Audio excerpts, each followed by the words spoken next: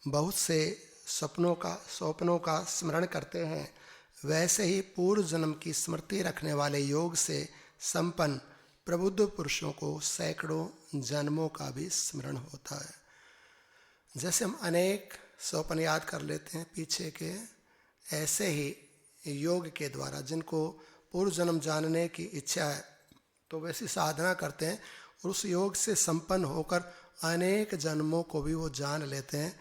जैसे हमने अनेक स्वप्नों को जान लिया, उससे कोई लाभ नहीं होता है, ऐसे हम अपने अनेक जन्म भी जान लें तो उससे भी क्या होने वाले हैं। सारे स्वप्न मिथ्या है और पूर्व के सारे जन्म भी मिथ्या ही होते हैं। जैसे दृश्य और जगत दोनों एकार्थ, दोनों नित्य ही एकार्थ हैं, वैसे ही जागृत और स्वप्न ये दोनों शब्द भी एकार्थ कहे जाते हैं। ये संसार और ये स्वप्न, जागृत और स्वप्न ये दोनों एक ही हैं और ये दृश्य और जगत दोनों एक ही है। अर्थात ना तो दृश्य टिकता है, न ही संसार टिकेगा, ना स्वप्न टिकता है और ना जागृत टिकेगा। ये सब नित्य है, परिवर्तनशील है। इसलिए प्रबुद्ध ज्ञानी को इसमें रमण नहीं करना चाहिए, उसको आत्मा में ही, परमात्मा में ही रमण करना चाहिए। ज्ञान भक्ति पूर्वक ही उसको जीवन व्यतीत करना चाहिए। इससे मानव जन्म की सार्थकता है। बोली वृंदावन राधे रानी सरकार की, सभी साधु संतों, श्री गुरु चरण सरोज रज, निज मन मुकुर सुधार, मरनउ रघुबर विमल जसु, जो दायक फल चार, बुद्धिहीन तनु जानिके, सुमिरो पवन कुमार, बल बुद्धि विद्या देहु मोहि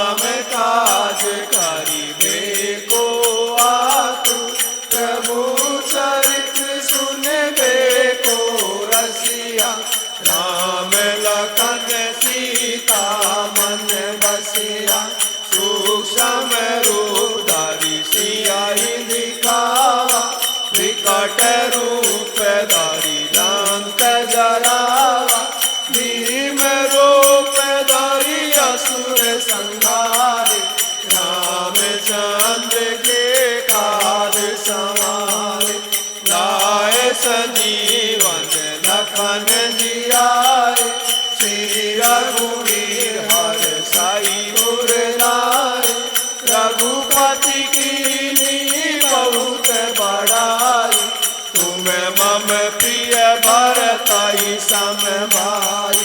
सहस वदन तुम रोयस गावे, अस कहि श्रीपति कंठ लगावे। सनकादिक ब्रह्मादि मुनीसा, नारद शारद सहित अहिसा। यम कुबेर दिगपाल जाते, कवि गोविद कहि सके गाते। तुम उपकार सुग्रीव कीना, राम मिलाए राजपद दीना। तुम रोमत विभीषण माना, लंकेश्वर भय सब जग जाना। युग सहज योजन पर भानु, लीलोताई मधुर फल जानु। प्रभु मुद्रिका मैली मुख माई, जलधि लाग गए अचरज नाई। दुर्गम काज जगत के जेते, सुगम अनुग्रह तुम्हारे तेते। राम दुआरे तुम रखवारे, होत न आज्ञा बिनु पैसारे। सब सुख ले तुम्हारी शरणा, तुम रक्षक काहू को डरना। आपन तेज समारो आपे, तीनों लोक हाँकते कांपे। भूत पिशाच निकट नहीं आवे, महावीर सब नाम सुनावे। नासे रोग हरे सब पीरा, जपत निरंतर हनुमत वीरा। संकट ते हनुमान छुड़ावे, मन क्रम वचन जान जो लावे। सब पर राम तपस्वी राजा, जिनके काज सकल तुम साजा। और मनोरथ जो कोई लावे, सोई अमित जीवन फल पावे। चारों युग परताप तुम्हारा, है प्रसिद्ध जगत उजियारा। साधु संत के तुम रखवारे, असुर निकंदन राम दुलारे। अष्ट सिद्धि नव निधि के दाता, असवर दीन जानकी माता। राम रसायन तुम्हारे पासा, सदा रहो रघुपति के दासा। तुम्हारे भजन राम को पावे, जन्म जन्म के दुख विसराए। अंत काल रघुवर पुर जाए, जहाँ जन्म हरि बात कहाय। और देवता चित धरे, हनुमत से सर्व सुख करे। संकट कटे मिटे सब पीरा, जो सुमिरे हनुमत बलबीरा। जय जय जय हनुमान गोसाई, कृपा करऊ गुरुदेव की नाई। जो सत बार पाठ कर कोई, छूटई ना निवास सुख होई। जो य पढ़े हनुमान चालीसा, होए सिद्ध साखी गौरीसा। तुलसीदास सदा हरि चेरा, कीजे नाथ हृदय मेरा। पवन तनय संकट मंगल मूर्ति रूप। राम लखन सीता सहित, हृदय बसौ सुर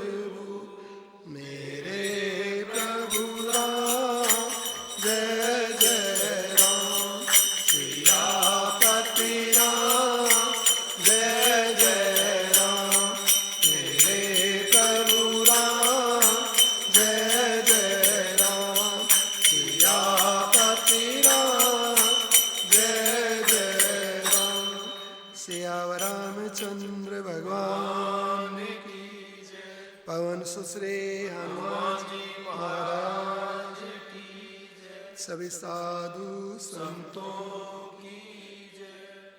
नमः पार्वती हरे